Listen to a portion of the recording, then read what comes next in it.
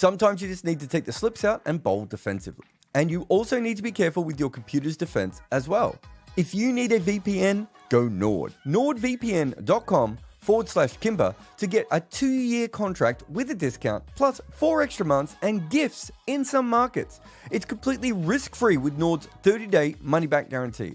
The link is in the show notes. So put in some dot balls and turn them into maidens via NordVPN.com/Kimber.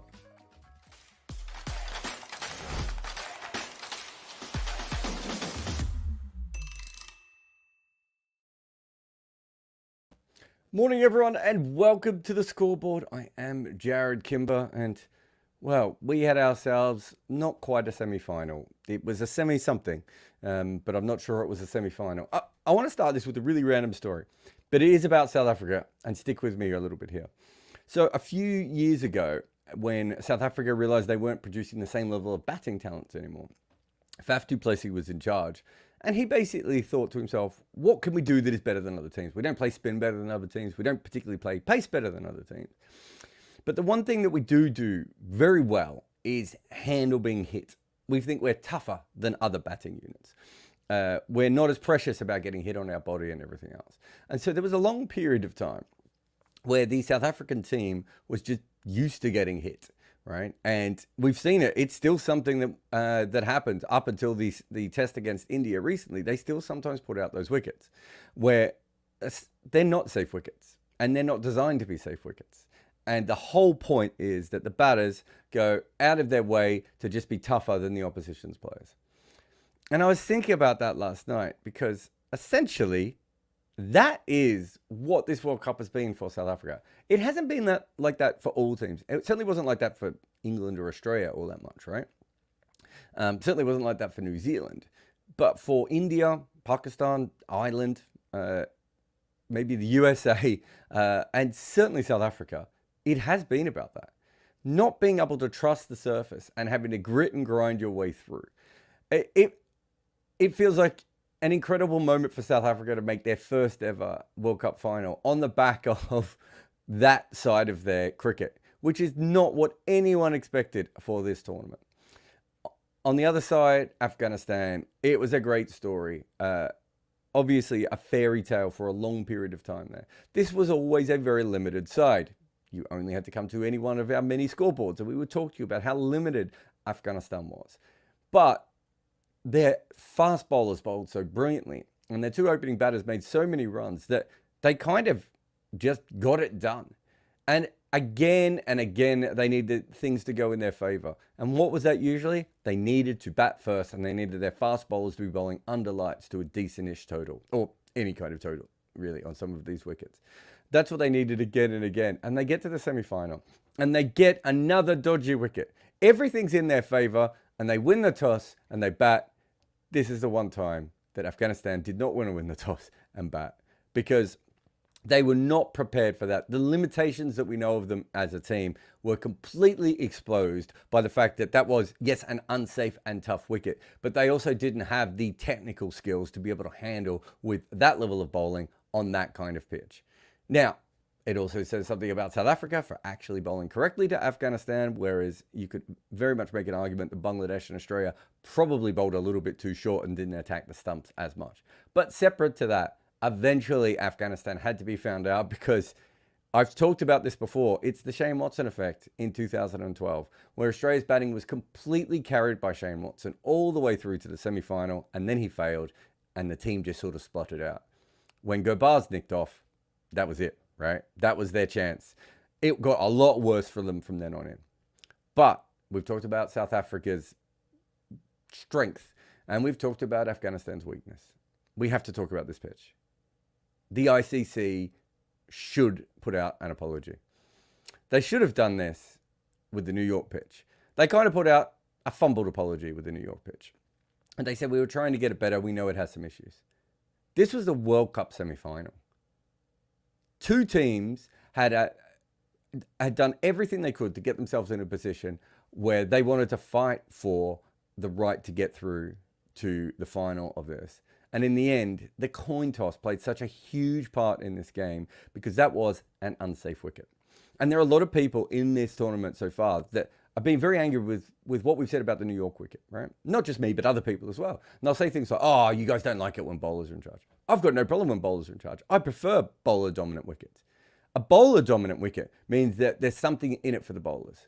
A bowler-dominant wicket does not mean that one ball rolls along the ground and the next one flies up and hits the batter from the same length. That is an unsafe wicket. That is bad in any of the group matches. Right? We understood the New York thing. Even if we knew the ICC made a mistake, we understood it. What's the excuse now? A World Cup semi-final, and we had a wicket that league matches in T20 cricket shouldn't be played on. Second 11 players shouldn't have to play on a wicket like that. You could see it. You could see the cracks all over it. It was a horrendous cricket wicket. I did a video the other day saying that cricket needs to grow up. And I've been saying that sort of stuff forever. Things like making India play Pakistan over and over again. And making Australia play England over and over again at these tournaments. Things like deciding that you're going to play in New York less than a year out and trying to make a stadium from scratch and ending up with an unsafe surface. Things like having Afghanistan travel at the last minute for a semi-final without a private jet or some sort of specialty flight being able to help them. All these sorts of things. Again and again, cricket keeps stuffing up. But the pitches in a test playing nation for a World Cup semi-final should never be like that. How did this happen? How was this allowed to happen for such an important game? And Afghanistan lost, and Afghanistan weren't as good a side as South Africa. Let's flip it. Let's say Afghanistan did lose the toss. We know that Aiden Markram was going to bat first too. Both captains read that wicket wrong. Let's say they batted first, and Naveen Al-Haq, who looked unplayable at times, and Fazal Haq, who looked almost as unplayable as him, they bowled some of those deliveries, and they bowl South Africa out for 65. And as good as South Africa are, Afghanistan managed to steal a bunch of twos and get over the line. So Afghanistan, the weaker side, would have got through because of nothing else other than the fact that that was not a proper wicket for a T20 match. I don't think it was a proper wicket for any game, not even probably club cricket, but certainly not for a World Cup semi-final. Absolutely horrendous that these mistakes keep getting made. Cricket needs to grow up.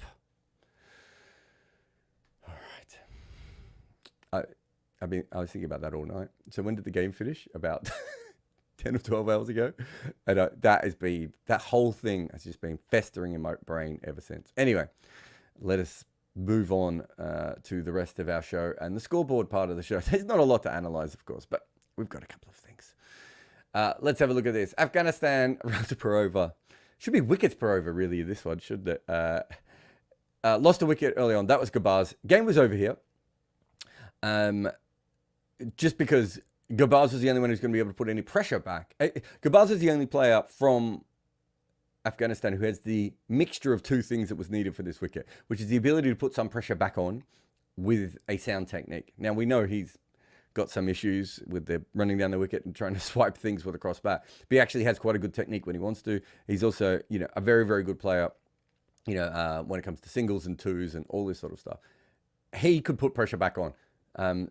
Ibrahim, who is a fantastic player, and I've talked up quite a bit, can't put pressure back on you. And this was a wicket where you needed to just put a little bit of pressure back on. Anyway, they lost 2 wickets in the first 3 overs, and then of course they had that 4th over. And the problem with all this was the bowler who was always going to be probably the toughest to face on this was going to be Anrat Nokia, and he doesn't come on till here, if I remember correctly. So they were never going to dig themselves out of this hole. Rabada bowled beautifully. I've been very critical of how he's bowled so far in this tournament. But he just worked the conditions out perfectly here in a way that he hasn't been doing all the way through the tournament. And that was it. There's there's some runs from Rashid Khan in the middle, and then eventually they completely collapsed. They didn't handle the spinning ball. They didn't handle the pace bowling. They didn't handle everything. Just one note, actually, that I wanted to make was if I was Bangladesh or Australia, I'd have looked at that Marco Janssen over and just been like, are you fucking kidding me? because you look at that over and you had a situation where he's bowling short shit down the leg side. He's all over the place. And then he bowls, a half volley outside off stump and gets the edge and it goes straight to slip. Think about how many good balls the Bangladesh and Australian seam has bowled and didn't get that wicket. Oh, that would do my head in. Absolutely do my head in if I was either of those sides looking back at that. But that's cricket, right? And that's why putting all your eggs in one basket, the opening basket. What did they have? 57% of their runs coming into this tournament, into this game. It's just so hard to keep that up. And that's what happened there. I don't know if Cheyenne or Varun made this. I think this was Cheyenne, but bloody good effort to put extras over here. But you can just see there's just no one, right? I thought Omazai looked okay for a couple of balls there. Rashid Khan hit the ball well. Gulbadine, no, I mean, anyone thinking Gulbadine was going to make over 15 on that wicket was hallucinating, had taken some shrooms or something. I thought he did well to hit the ball on that pitch with his technique. Karam Janet, again, nothing wrong with Karam Janet, but like always going to struggle there. And then the extras, which, again, that's too many extras. If they had got themselves, I mean, what could Afghanistan have defended on that wicket? 90? The thing that they would have had an issue with is I think that wicket was always going to suit the South African attack much more than them once we saw what it was. But 1995, certainly 105, 110.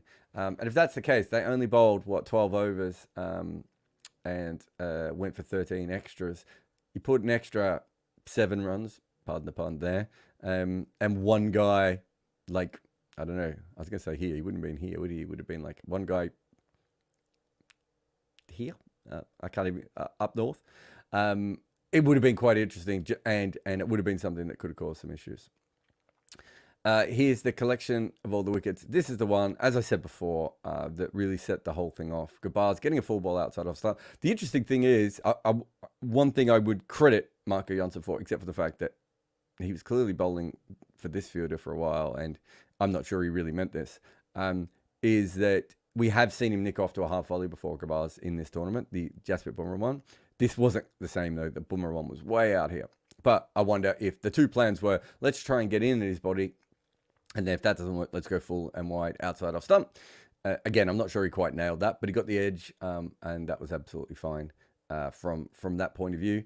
And the edge went to the fielder, right? That's one of the other things that Afghanistan have either, the openers have either been dropped or they've found the gaps. This was just too good for a player like Gulbadine, and wasn't, there wasn't much he could do.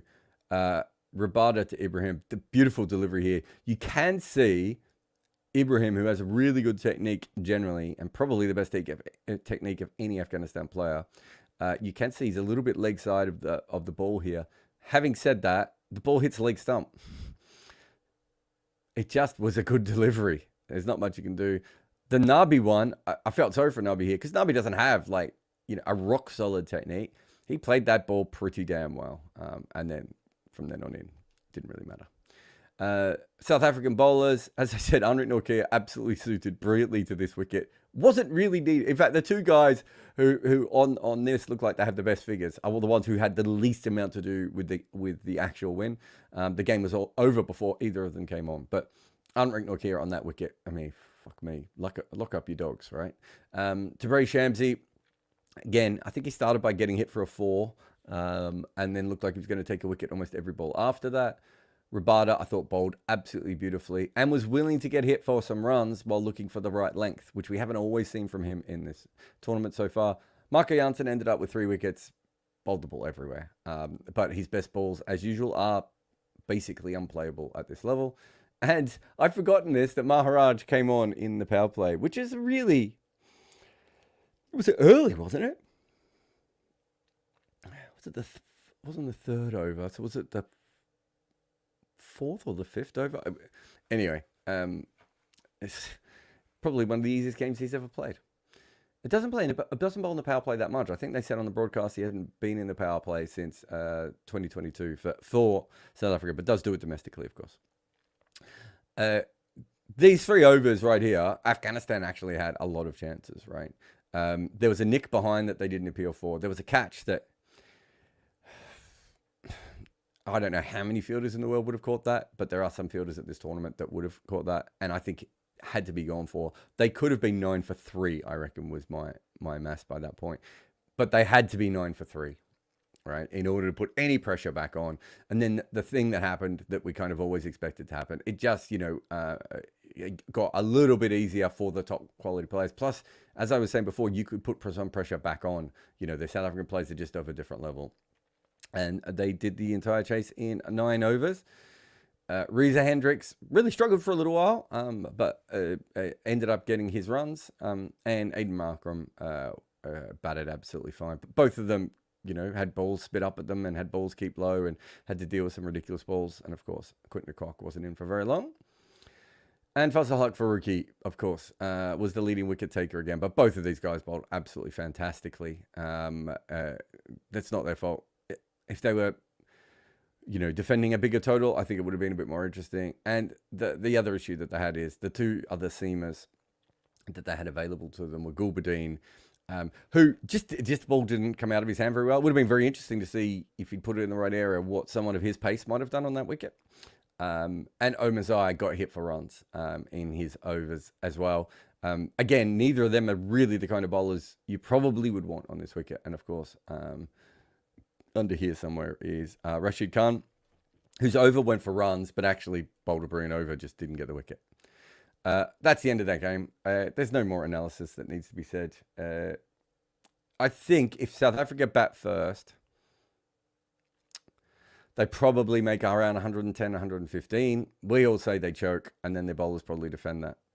Is my guess of what would have happened if it had gone the other way. But it might have been a very close game. But yeah, either way, I think South Africa were the better side. Going ahead to the next semi-final, which will be played on Guyana, which will be another bowler-friendly wicket, but it will not be an unsafe wicket. And, unless you're worried about your ankles being hit every delivery. This is the last, what's this? This is Spinners and T20Is after the last T20 World Cup. This is the top 10 ranked T20 side, so the best bowlers going up against the best teams, more or less. You can see here, Rashid Khan has been dominant with 30 wickets, an average of 13. You've got Imad Wasim, who obviously had that late call-up and has been great. KS Ahmed, Gudakesh Modi. You can see now why I thought he would have a much better tournament. But I think the two guys that I picked for most wickets in this tournament were Gudakesh Modi and Kuldeep Yadav. Didn't realise the New York wicket was going to be quite like that. So that sort of neutered my bet a little bit, although he has taken some wickets. But yeah, he has 22 wickets, an average of 13, and economy of 6.32. Just worth saying how brilliant he is, because he's going to be going up on a wicket that should help his bowling. And I think that's going to be quite interesting. And this is England spinners in this squad in T20s after the last World Cup. So you can see Adil Rashid's form still completely holding up, averaging 20.5. Where is he on this one? Here. Be around here somewhere, won't he? There he is. So certainly in the good area. Yeah, you'd be happy enough with that. A bit more happy if I can find this. And you can just see then you've got Livingston, who has been going at about 10 runs and over. Moeen Ali, who's been going at 8 runs and over and averaging 27. That's actually not bad for wickets from Moeen Ali, which he doesn't always get as many wickets in T20 cricket. But the runs per over from him is quite expensive.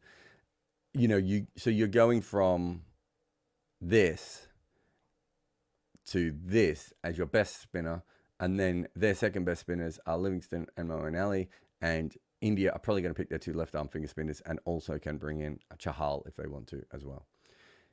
It's just pointing out just the difference, especially in a wicket like Guyana. Oh, I haven't checked the rain. Check the rain. I don't even check the rain anymore, actually. Generally now what I check is there's a market on Betfair, and that market on Betfair, here we go. So the market on Betfair says at the moment that a game is 1.41 likely to happen and 3.3 not likely to happen. So I reckon that was a lot different yesterday. at one stage, or even the day before, whenever that market opened at one stage, it was nowhere near that. So I think it was about 5-1 at one stage for a game. And we're now looking for no game, I should say. And now we're looking at 2-1 for no game. So we've certainly seen quite a change from that perspective. If it's actually, this is the funniest market in the world, by the way, the Betfair, and you can see that on some of the other skins versions of Betfair as well. But the people betting on the rain in games is phenomenal. So there's been $300,000 bet on the English market on rain in the Guyana game.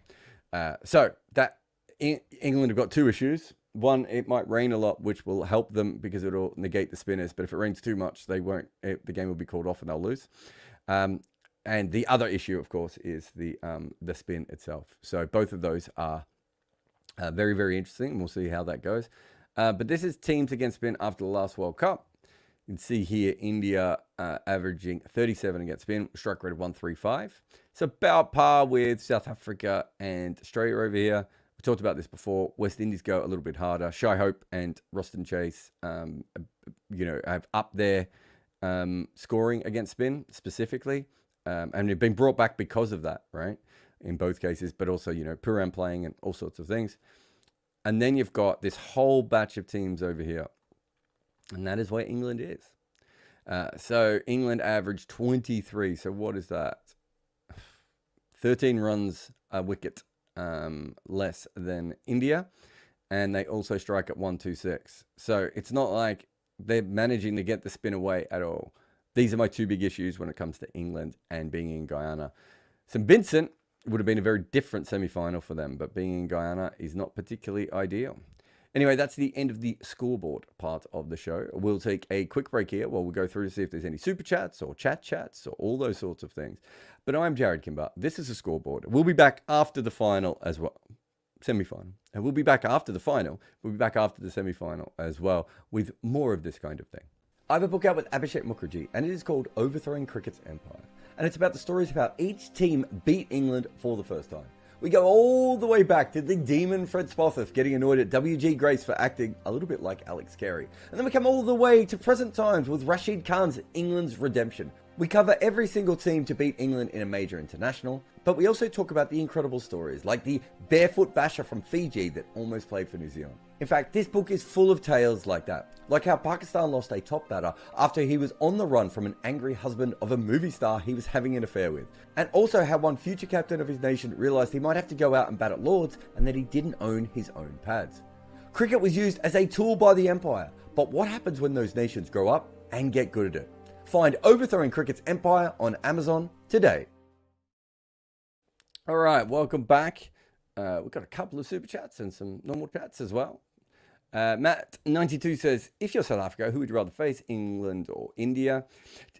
If you take the pitch out of it, England is probably the team I think they would rather not face. And that is because England can score at a pace, when everyone's firing, that I don't think South Africa can match. Just because we know that they keep it within themselves a little bit because of that number 7, number 8 issue. And so they do slow down a little bit, whereas England's going to, if Salt goes nuts, or Bairstow goes nuts, or Butler goes nuts, I think that's a real problem. Certainly Salt and Butler, specifically because they're at the top. Their ability to score, 240 on a 200 pitch really will test South Africa, right? But because it's going to be in Barbados and the kind of wicket it is and everything else, where we are at the moment, that the spin problem will come up. Now, I think that South Africa probably plays spin better than, certainly than England do of recent times. And they've got some really good players to spin at the moment. And they also have really good spin options available to them. Although I wonder if Shamsi might be a little bit too slow against India specifically. And India quite often go after Maharaj. But I think I'd have to look at his numbers. I feel like he's held his own a couple of times. But they do have spin. But going up against Kuldeep, Akshar, Jadeja, those sorts of guys there with Bumrah as the kicker is quite interesting. And then India still have batting And you would say that India have slightly, have a better batting lineup than South Africa, and it's certainly a deeper batting lineup than South Africa. So on that wicket, I would say that India, it might be the worst matchup for them. And I think India's playing better cricket than England as well. But England specifically have something that can be really toxic to the way that South Africa play. So yeah, and when England, South Africa beat England in that other game, and I said at the time I kind of felt like any team who had batted first there was going to do quite well in that game, and it's still England took it to the line. So South Africa will at least have a little bit more confidence going up against England because they have beaten them in this tournament. I would say that South Africa also have nothing to lose. And if they can play with that mindset, they're in a very good position. That's not the case for India. That is, whereas I think it a little bit more is for England. So again, maybe there's some issues there, but purely on a matchup for that wicket, I'd probably prefer to play England. Saurabh says, what is your hottest take on the World Cup so far? 30 teams? No. It's a really good question. I don't know. I say so many takes, Saurabh, on a daily basis that I'm not sure what ones are hot and which ones are not. Apparently, looking at the comments recently, it's suggesting that fixtures for World Cup shouldn't be fixed to make sure that India play Pakistan, Australia play England every time, which I wouldn't have thought was that hot a take because that's what fixtures are supposed to be, independent. What's my hottest take?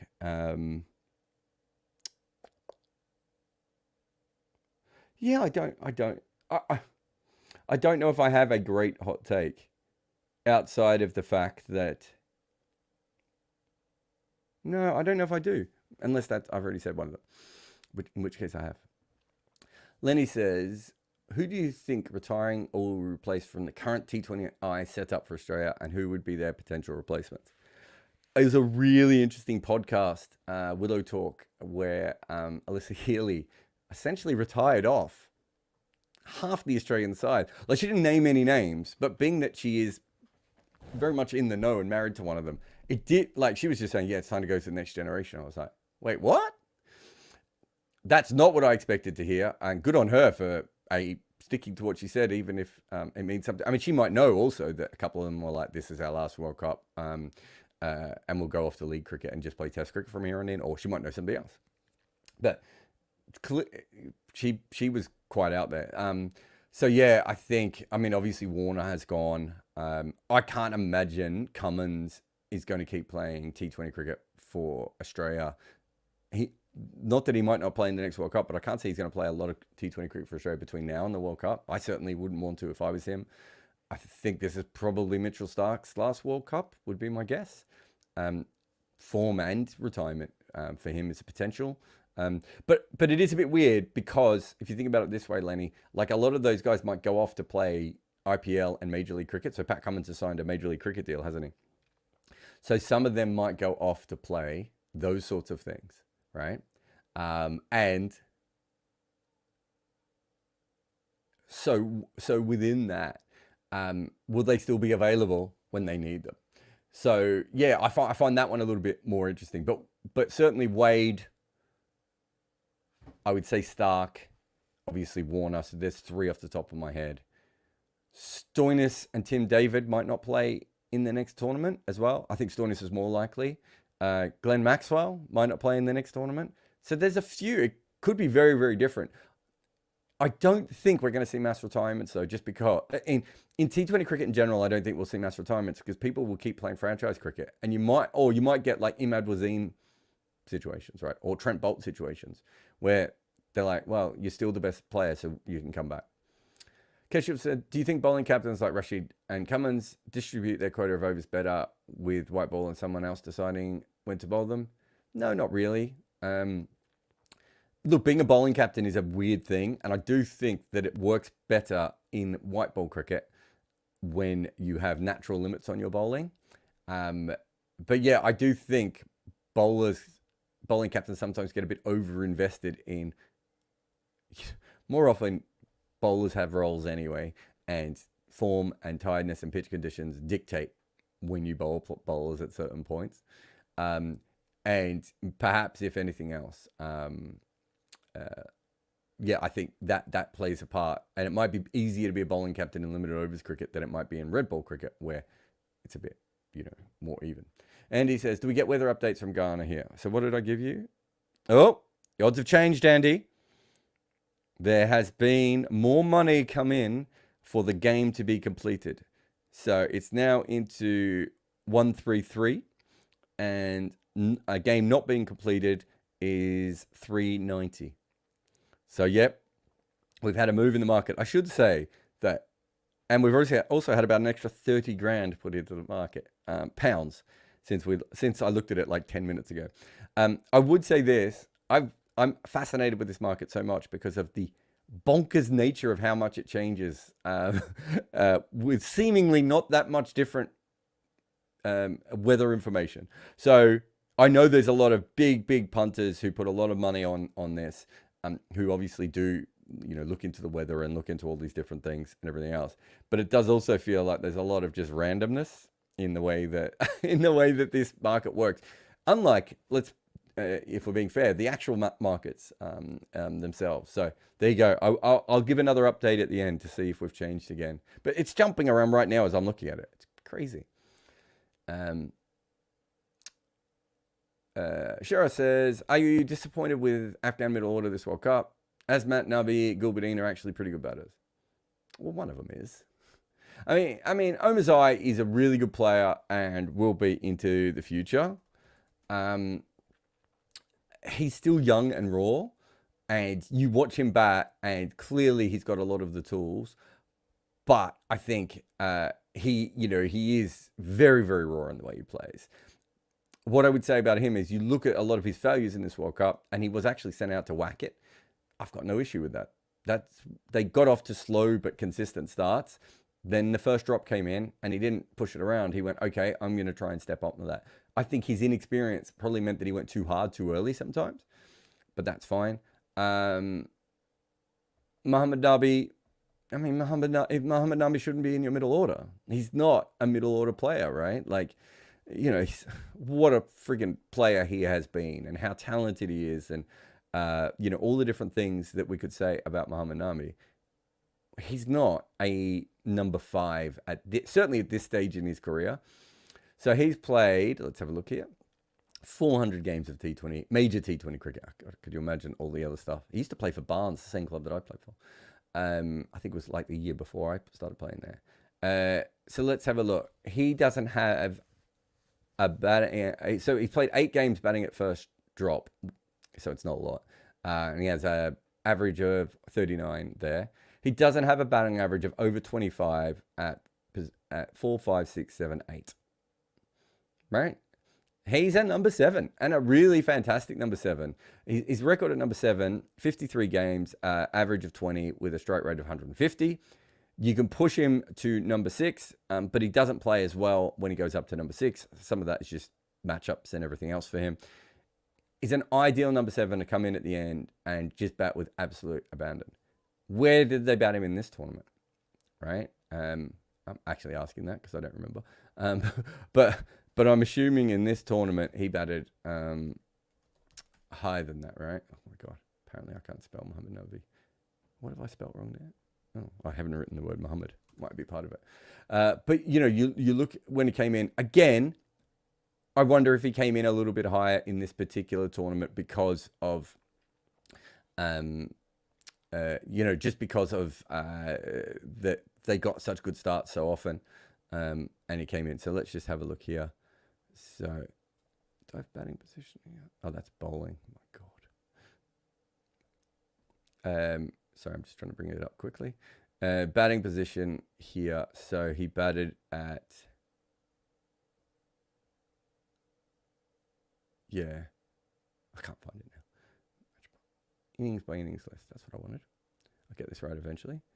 All right. So batting position, he batted... Where are we in this World Cup? So they started off against Uganda. He batted 4, 4, 5, 6, 7, 6, 5. Yeah. So they probably wanted him to bat around 5 or 6 would be my guess here, which I still think is too high for him. So you've got him batting ahead of his spot. So that's the other problem. And then Gulbuddin. I know Gulbadine recently played for in the IPL. I'm not 100% sure how or why that happened. He's a fascinating player. You know, I talked about him before. He's a real associate player. Like, he's the Peter Boran of Afghanistan, right? Like, there's no job he won't do. There's no thing he won't try really hard at. He really is someone who will throw absolutely everything into, his career, into each moment, in fact. Incredibly positive person as well. You know, had the benefit of following him around the 2019 World Cup when things were not going well for them. He actually hasn't played all that much cricket, but you look at him this year, 2024, he's played 18 matches. He's averaged 19 with a strike rate of 119. In 2023, he played 6 matches. He averaged 20 with a strike rate of 105. In 2022, he played 10 matches with an average of 33, but a strike rate of 127, right? So in his career, he's got an average of 20 and a strike rate of 129. So you've got 2 guys in their top 5, right, who you've said are actually pretty good batters, and both of them average around 20, and the other one is still learning his trade. That's what we saw in this tournament. And it might have worked because their openers went nuts, right? Like, these things sometimes work. They threw a lot of their number 8s. This was closer to that team of number 8s that I always talked about with Afghanistan than we'd seen in a while. And they got all the way to the semi-final. Music and Stuff says, a word for your namesake breaking all the county records. Did you know much about Lewis Kimber before his freak knot? Yes, only because, you work at cricket and you have this name. It's not a particularly common name. So without getting into the history of it, I think it was a French name, probably from the Huguenots or something, and they came over to the UK and they changed it and made it into Kimber. So I think it would have been Cumbre or something originally. I should look this up. I've got my family history somewhere. And so all Kimbers are related to each other and come from, a few different parts of England. The name is English now, even if it wasn't originally. And so we are probably distantly related, but like 200 years back or 300 years back. But it's not that common a name. And so there aren't that many of us around the world. So anytime a Kimber does anything good. So there was a Kimber for South Australia called Adam Kimber, who made runs. Anytime a Kimber does well, people, and cricket especially, I get asked. So almost from the time he made his debut, people were asking, but we've never met each other. I'm sure he knows who I am. He's probably annoyed that apparently there was a classic radio FM newsreader who accidentally said that I had made the runs, not Lewis Kimber. But yeah, I've been following him for a little time. Not massively, but his name comes up occasionally, and I probably look at his scores more than I do most first-class cricketers. I don't think are going to play Test level, although he might be changing that a little bit at the moment. But yeah, I do play a little bit. But if you haven't had a look at Lewis Kimber, the over against Ollie Robertson, where he breaks the first-class record, if we don't count Bert Vance's over, which Bert Vance's over, we've done a whole video on before, which was stricken from the record. But yeah, if you don't count that, I think Lewis Kimber had the record for the most runs in a first-class over, certainly in a county over, I think that was anyway. And so it's phenomenal hitting, not particularly smart bowling or good bowling, I think, if we're being honest there. And Kashuv said, Cricket 8 watch along for the finals. No, so we're not doing those. As I've said before, Cricket 8 is a startup. So we've invested in short term in podcasts. So you've got me, Rob, Michelle, Michelle. Yeah, making podcasts at the moment for them. You'll be doing 3 or 4 times a week, getting really good content out there as well. But it's not going to be the watch-alongs at the moment. All of that will come back, of course, and eventually. So if you look at Cricket 8 over the last, there's a few different things, and they're still trying out their best. Obviously, it's a startup, so limited funding, all those sorts of things. Probably the best for me because I didn't have to go into central London at 1 a.m. Imagine I'd got up, I'd gone all the way in, and then Afghanistan with 50 all out. I reckon I would have just said, Rob, you can do the rest of this on your own. And Rob would have said the same to me, probably. And just on this that Andy mentioned before. So, just a moment ago, the odds had changed again. And so a completed game went out to, I think, 4.7. So what's that? Almost 4 to 1. So fairly unlikely. And it's sort of changed again. So the market doesn't seem to know if that game is going to go ahead. And a lot of that market, as I said earlier, is people who bet on weather. So there's a huge, for those who don't know, there's a huge industry in cricket. It's the first part of trading I ever knew anything about, was the people who bet on weather. And a large part of that was because of draws became less likely in cricket. And so there are a lot of people who just bet against draws. And because of that, they end up making quite a lot of money. And then the one thing that is going to bring the draw back in is weather. So a lot of other people are specialists in weather betting. And that might mean they're actually still betting on the game. So they might be betting on, Duckworth-Lewis calculations, all those sorts of things, and how wet ball might change things, all those sorts of things. But yes, it has changed again. Oh, yeah, it's back out to 4 to 1 again. As we spoke, it went down to 3 to 1 and then back out to 4 to 1. So the money is just moving around like crazy in that field at the moment. It's a bizarre market.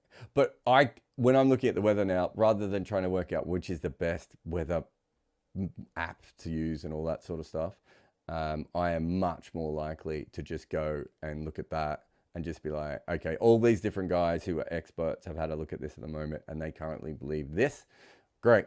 I'll go with that at the moment. So as it currently stands, as we get closer to the game, it looks like a completed game is very likely. Remember, a completed game doesn't mean 20 overs either.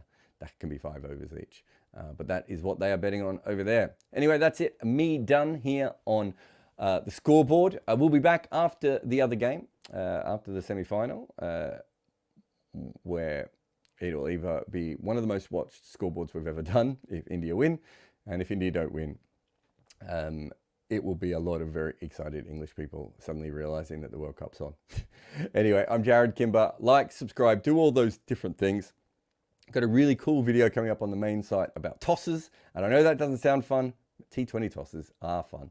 And we'll be talking about that, especially with what happened in the game last night. But we'll also do a video based on we were going to do one on both semifinals, but the first semifinal didn't really exist. But hopefully if the second semifinal is a good one, we'll do that. And we'll maybe also have something previewing the final as well.